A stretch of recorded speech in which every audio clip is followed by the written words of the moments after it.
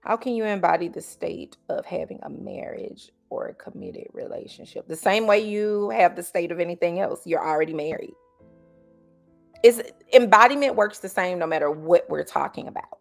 If you want a husband or if you want a wife, have a husband and Today wife. we are answering the question, how do you manifest an SP? And I'm going to talk about the power of gratitude in your manifestation. Let's get into it.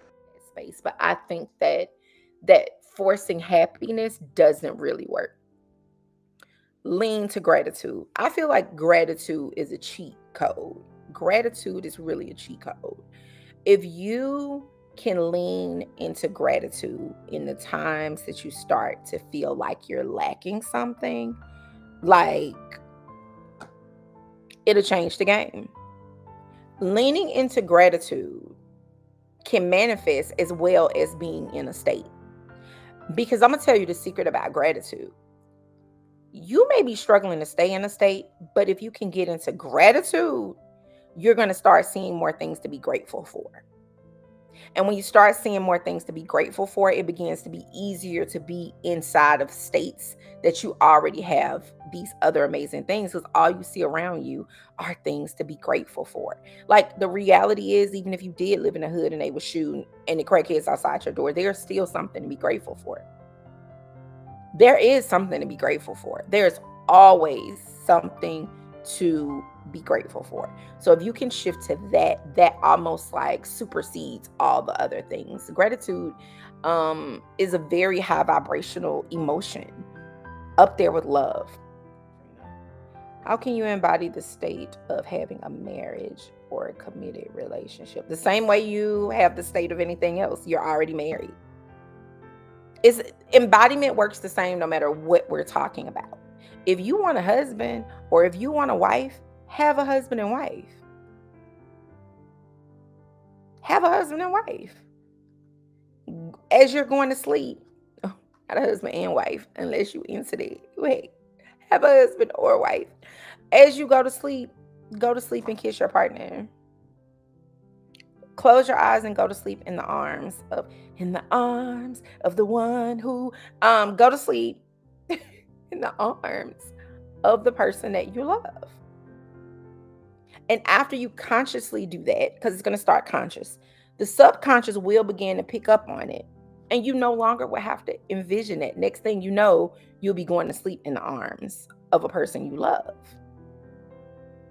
But that's the embodiment of everything. You have to be the person that has a husband or a wife. You have to be the person that has kids. You have to be the person that has the house, that has the career, that has the success, that has the body. You have to be that person. But honestly, this work is a muscle. I say this all the time, but this work is simple. It is simple, but it's a lot of effort. And if you are not accustomed to training your mind, using your imagination, a lot of us were not encouraged to use our imagination. A lot of us were not encouraged to literally picture. And like I remember being a little kid and writing stories, and I was always in my head, in my imagination.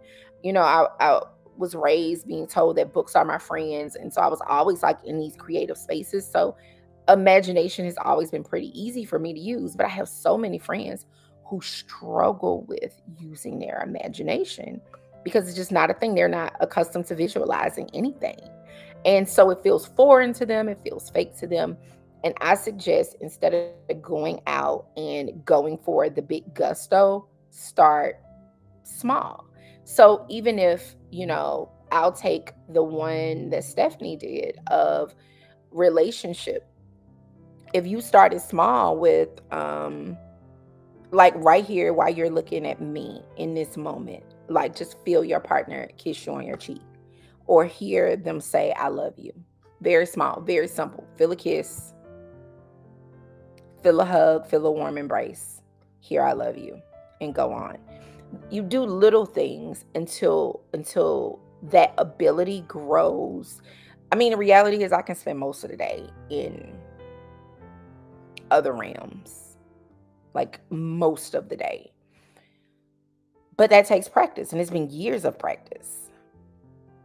And it's been years of practice of consciously doing it for the point and purpose of manifesting, for the point and purpose of growth. And now I'm gonna be honest, I don't say this in like videos. I don't really call it manifesting for me anymore. Like honestly, I'm almost always in a state of visualizing and seeing myself as a different version of me because I believe we are meant to always be evolving.